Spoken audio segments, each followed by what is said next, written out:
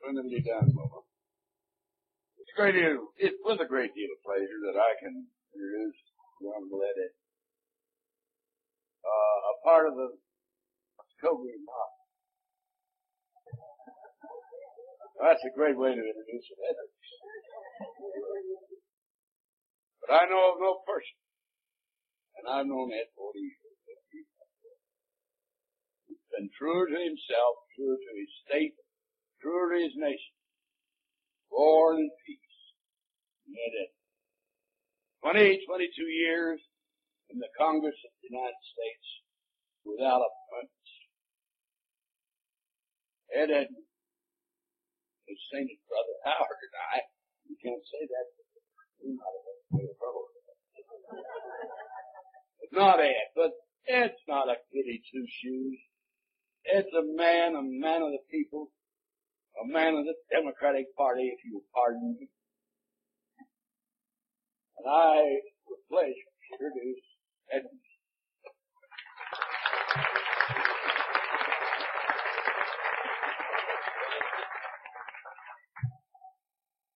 I'm tempted to say Godfather Doolin as I start off here.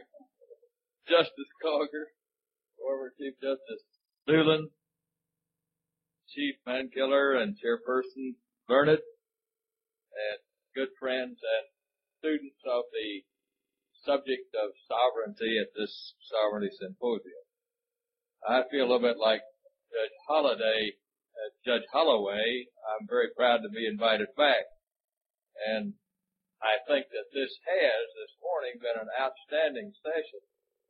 I just hope it doesn't go downhill from this point on. But it has been a delight to me to hear some of the statements that have been made from this platform. I'm always delighted to hear Browning Pipestem talking about sovereignty. And I think he gave us some eloquence this morning that was remarkable in its intensity and in its human quality in getting at this subject that we're talking about today. We've also had some interesting approaches to the subject of ethics from Chairperson Learned in her simple definition that I think is probably better than anything that has been put into the law book of Washington. And ethics is a study of what's right and what's wrong. And there is no doubt about the fact that we're getting a new emphasis placed on the subject of ethics at this time across the country, and I personally regard it as a very, very healthy thing to be happening. I don't think there's anything greatly new about it, because the truth of the matter is, if you have looked at my remarks that are in the prepared text materials, all of you have, ethics has been a concern of government almost from the inception of our republic. And the accusations of breaches of ethics probably began in the administration of President Washington and went up and down through the years through the administrations of some of our most illustrious presidents. And Congress certainly was in on the action a great deal of the time when that was going on.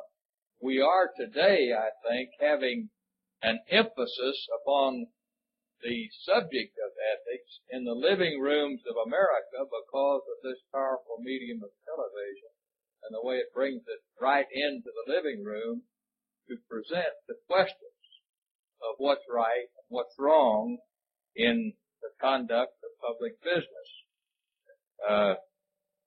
Justice Doolin, in his remarks about the Indian presence in the Hall of Fame in our nation's capital, mentioned just one of the distinguished Cherokees who are in that Hall of Fame. Sequoyah is without a doubt one of the great scholars of all time. But right down the hall from Sequoyah is another Oklahoman who would sure have a lot of fun out of the present developments in Washington on the political scene, and that is Will Rogers. And Will Rogers and Sequoyah, both Indian, are Oklahoma's sole contribution to the Hall of Fame in the nation's capital. And Will Rogers could sure have given some attention to this subject of what's been going on in our nation's capital if he were alive today. And I often think the loss of Will Rogers was probably one of the greatest losses this country ever suffered, because he brought a sense of balance and perspective to the political scene and to the citizens' role in the politics of America that very few people in history have been able to summon. And I think the Will Rogers contribution in the effort to try to establish some political standards on ethics during the period that he was writing his little paragraph or two on the front page of practically every daily newspaper in America. Most of you out in this audience are too young to remember that. But those of us of my generation used to look forward to the front page first to see what Will had to say about what had happened in Congress or in the White House during the period that he was the foremost humorist and philosopher in America. I can't appreciate enough, eloquently enough, this code of ethics that the Cherokees have just written into law for their tribe. And Chief Mankiller, I want to congratulate you for it. What a wonderful statement of principle. And what a clear and succinct summary of guidelines you have given in this act on the subject of ethics. Those of you who have your books, I'm sure everybody will receive one before they leave, will probably find this is one of the most invaluable pieces of literature in it. And I want to congratulate Chief Justice Hargrave and Justice Carter and Justice Doolin for their role in making this book available to all of us, because I treasure in my law library the contributions that were part of the first Sovereignty Symposium, and I think this is going to be an even more valuable part of the library in the future. Chief Mankiller read to you the statement of principles that appears in the first part of this act, but I would like to call your attention to a couple of other paragraphs in that, which I think are outstanding. Number 5 says, never discriminate unfairly by the dispensing of special favors or privileges to anyone, whether for remuneration or not, and never sell influence to gain special favors for any person, business, or governmental entity. What a beautiful standard that would be to recommend to both houses of our National Congress and our legislature. What a beautiful statement that would be for government in general. Paragraph 6 is a paragraph that I really sincerely wish my dear friend of many years, Jim Wright, had in a code before him when he took the office of Speaker. Because it says, never accept for himself or herself or for family members favors or benefits under circumstances which might be construed by reasonable persons as influencing the performance of tribal duties. What a beautiful statement that is. What a fine standard it is for people who have a public trust or a tribal trust to perform. And I think the Cherokees have said it finally, I think, down here in this 11th paragraph. Expose corruption wherever discovered. I'm not aware of that admonition being present in any of the several congressional codes of ethics that I was familiar with during my service up there. I think that the Charles Bennett standard of ethics, which was advanced while Congressman Bennett of Florida was probably the leading spokesman in favor of getting some ethics standards established, didn't touch on that responsibility. And I'm quite certain the current version of congressional ethics standards, which Congressman Obey of Wisconsin is principally responsible for, puts no burden upon any member of Congress to expose corruption wherever it's present. The role of the whistleblower is often a trouble for him. And any person who has spent some time in prosecution, as I did, and in law enforcement, as I did, knows that you frequently prosecute popular public officials at great individual peril, great political hazard. This is going to be one that will be very interesting to see just how it is accepted and how it is implemented in tribal government. But I admire the Cherokees for setting that as a standard and for calling upon tribal governments all over this country to adopt this kind of a standard. The remarks that I have prepared cover a positive side of the picture in Congress that I think, in all fairness, should be stated here today. There's a whole lot of a negative nature that appears in the press, and the misdeeds of public officials will always get a great press. You don't find anything that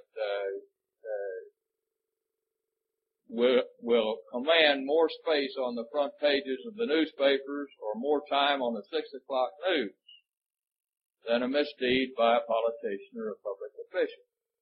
And I'm afraid as Indians in their tribal governments exercise more sovereignty and make more decisions of importance in the years ahead, you're going to find that your front page news whenever your foot slips. And I think that that burden is going to be present in Indian government from this point forward. But it's well to remember what Chief Mankiller said. Our tribal chiefs and our tribal government in Oklahoma have been remarkably free of front page misdeeds, of corruption charges. And I think it is to the credit of our Indian leadership that that's so. In the Congress of the United States, we hear a lot about the senators and the congressmen who appear to be selfish in their approach to their job and who seem to take advantage of public trust. But I have written in my remarks in this booklet of several congressmen who show the other side of the story. There's a congressman mentioned earlier named Charlie Bennett from down in Florida who has a wartime disability and who has been collecting a check from the United States Treasury, service-connected compensation for wartime disability, since he came to Congress. And he has uniformly, during his entire period of over 30 years, endorsed that check over and returned it to the United States Treasury because he thought his salary as a member of Congress adequately compensated. And he did not feel that he should put in his pocket, in addition to that, a compensation check as a disabled veteran. There's another congressman up there that I knew and served with that I think doesn't get a lot of personal publicity about the standard that he follows.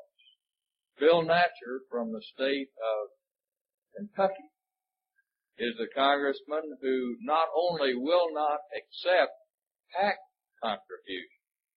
Political Action Committee money is offered to him frequently by people who don't know his standards, and it's always returned for his campaign. But Bill Natcher not only turns down checks from political action committees, he won't let anybody contribute to his he pays all of his campaign bills out of his own pocket. My daughter's in Washington as an attorney now in a law firm up there. I recently asked her to check up and see how much Bill Natcher spent on his last re-election campaign in Kentucky. He spent $1,500. And the report showed that every dime of it was paid out by Bill Natcher from his own pocket. Now that's a congressman who has a standard and a feeling about the need to be independent of any kind of obligation that I think probably exceeds the norm. Because I certainly never found it possible to pay my campaign expenses out of my own pocket while I was running for Congress. But I usually seem to attract a lot of well-financed opposition whenever I was running. Bill has been fortunate in that respect. There's such a high regard for him in his district in Kentucky that practically nobody of any kind of political clout takes him on in a campaign. There's another congressman known to most of you in this room who did something rather unusual during the course of his service. He had been a member of the United States Army during World War II. He remained in the reserve after World War II and continued to go to drills. And he qualified for, by reason of attendance at drills and by reason of duty, a star on his shoulder as a brigadier general. That was Carl Albert. And he said, no, I won't accept the star. It would have meant a big increase in his retirement income when he left the Congress to have a general's pay. But he said no, and the reason he gave was, I just don't really believe I've earned it. Now that's another side of the story about the standards that some people follow in the Congress of the United States. I wish I could tell you that that is the general rule up there. I can't in all honesty say that. But I do think there are many, many members of Congress who serve honorably, who are incorruptible, and who do the people that they serve proud in their service.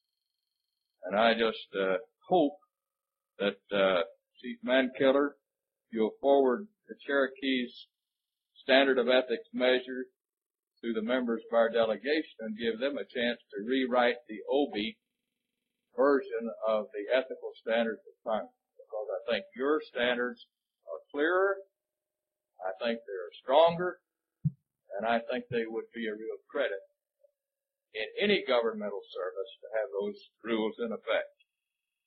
In conclusion, I think I'm at the end of my time period, but I do want to thank you again for your attention, and I think that this has been, up to this point, a most informative and helpful symposium, and I appreciate having a part in it.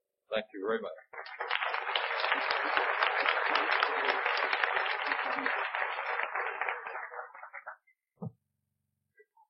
And doggone it, I just can't, but Ed, I wish I could. For those of you who are from out of state, Merle Haggard did not invent Muskogee, Oklahoma. There really is such a place.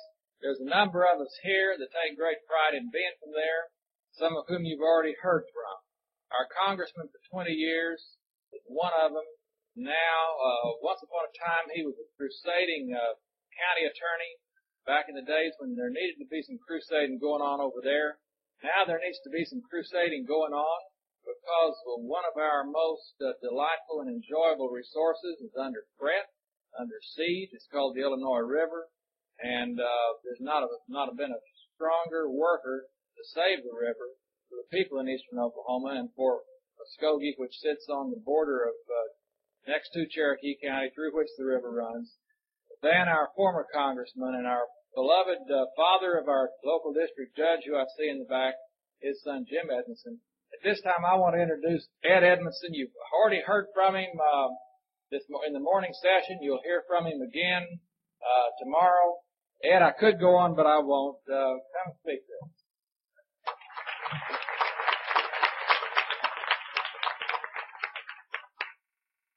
Justices of the Supreme Court, Chief Mankiller,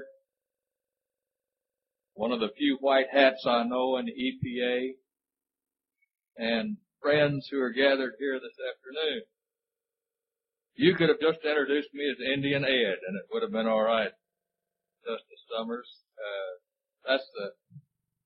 When I heard Ernest Wood say that, I thought to myself, if that's all that my critics had called me, I'd probably be the senior senator from Oklahoma right now instead of on this panel.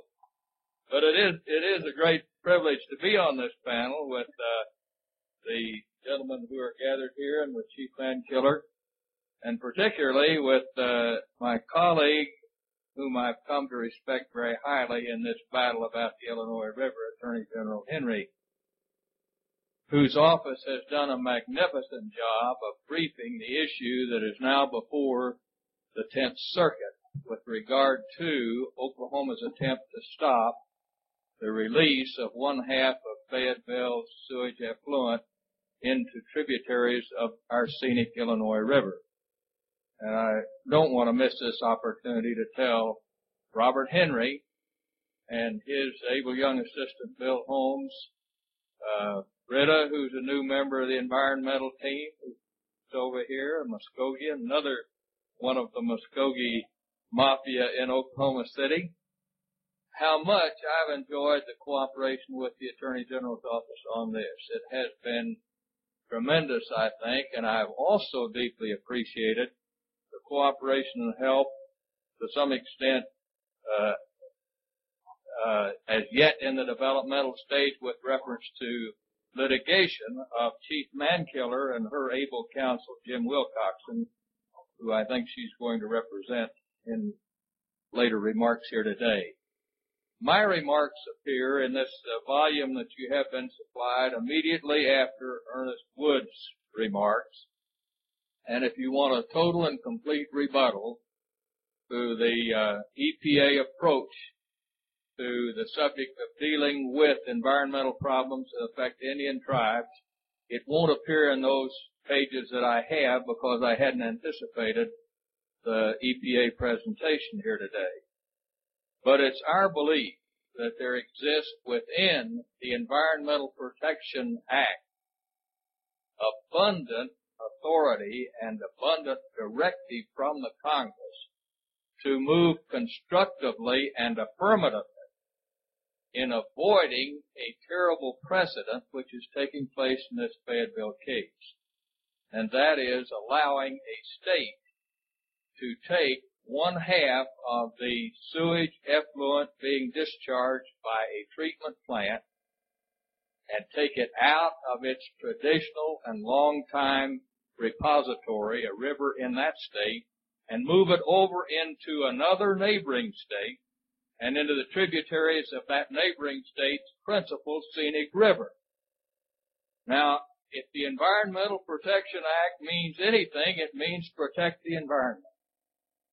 And the EPA made the most astounding finding in these hearings that we had not produced evidence that we would really degrade the Illinois River any by allowing half of Fayetteville's sewage effluent to come into it.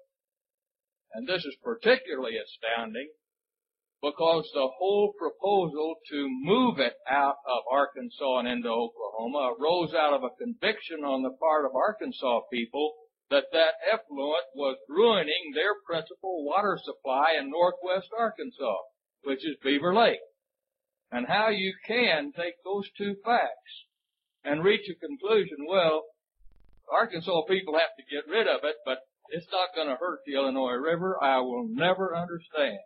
That is basically the case that we have before the 10th Circuit. And I don't blame Ernest Woods for the conclusion. I also deny on tape and before all these witnesses that he's ever been a deep throat for me in any particular. I think he's been a friendly source of information when I call down there, but I guarantee you that he has kept EPA interest paramount every time he talked to me, and that's what he's paid to do. But I think the EPA's interest should be to protect the environment and not to help one state get rid of something that they think's undesirable by dumping it on a neighboring state. And to put it over in a scenic river of that other state is a travesty upon the act which the EPA was created to serve under, and I hope the 10th Circuit will find that when they get reviewing the brief that is before them at this time. Now, I could take another 10 or 15 minutes talking about our Scenic Rivers showdown here in Oklahoma. I think we're approaching it. I think we're going to have to fish or cut bait on the subject of whether or not we do have a Scenic Rivers program in Oklahoma, or whether we just have a title of Scenic Rivers conferred upon certain of our streams.